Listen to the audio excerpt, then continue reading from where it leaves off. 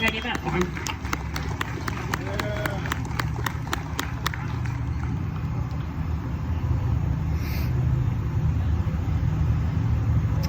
Hi everybody, I'm Shawn VanPutten and I am a survivor.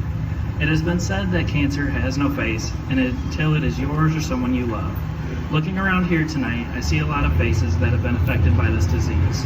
As sad as it is that we are here because of that, it is very comforting to know that we are not alone. I was diagnosed with classic Hodgkin's lymphoma in March of 2017.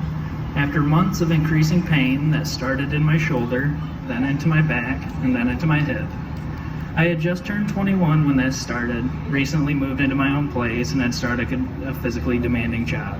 My adulting life was unfolding, and I felt like it was falling apart in front of me. Nobody really took it serious at first because I was young, healthy, and they thought I was just getting used to the demands of my new job. The pain continued to worsen over the next 5 months, and despite doctor's appointments, physical therapy, and even several late-night visits to the emergency room, there were no good answers. When it got to the point that I was unable to work, an MRI was ordered. The next morning, the phone rang, and we had an answer.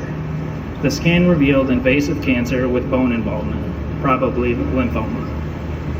I had never even heard of lymphoma. After all, I was only 21. In the prime of my life, how could I have cancer? At that moment, and for many more to come, I thought my life was over, and I was scared. With the love and support of my family, my girlfriend at my side, I endured 6 months of grueling chemo protocol.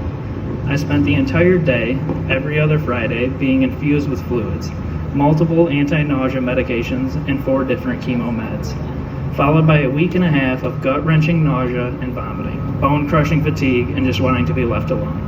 Did I mention hair loss? Because that happened too. Every strand right down to my eyelashes. Thankfully, I was able to return home so I could just focus on the fight and my recovery. All of that is now just a memory, and I stand here before you feeling honored to be here, 23 months in remission. Yeah!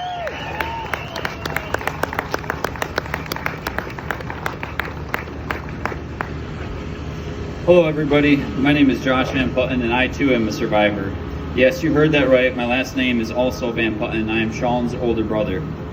I was diagnosed just 11 months after Shawn, just as our family was starting to get the pieces back together from his battle to adjust to our new normal. Like Shawn, I had none of the typical symptoms either, but unlike his disease, mine came on quick and with little warning.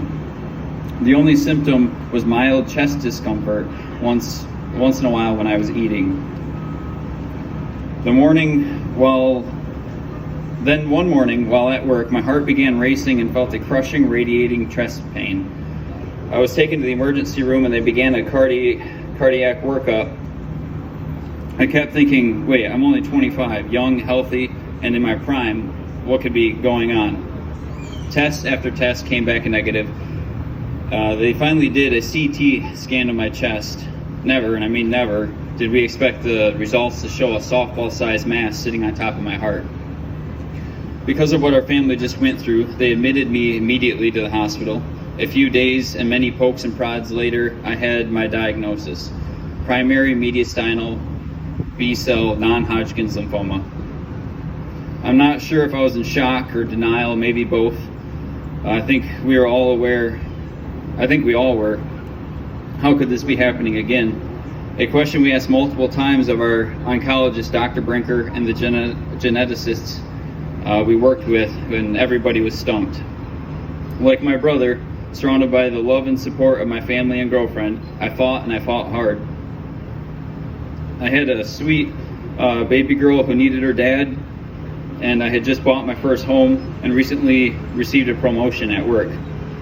It was a rough battle, which included an aggressive 5-month-long chemo regimen consisting of 6 different medications, one of which ran continuously through a week.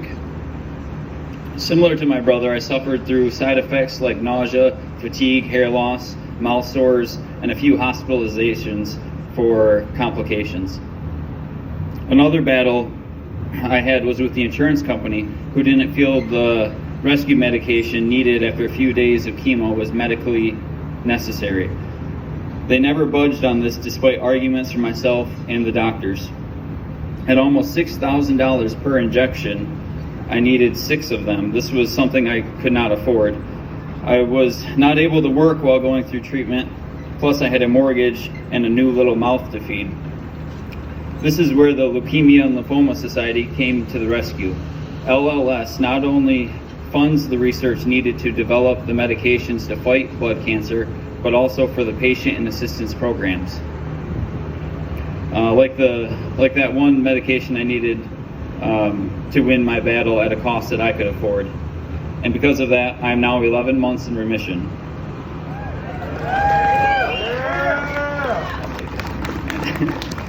We stand before you tonight as honored heroes, but everyone here is our heroes. The fighters, the caretakers, the fundraisers, and it's because of you that we are here.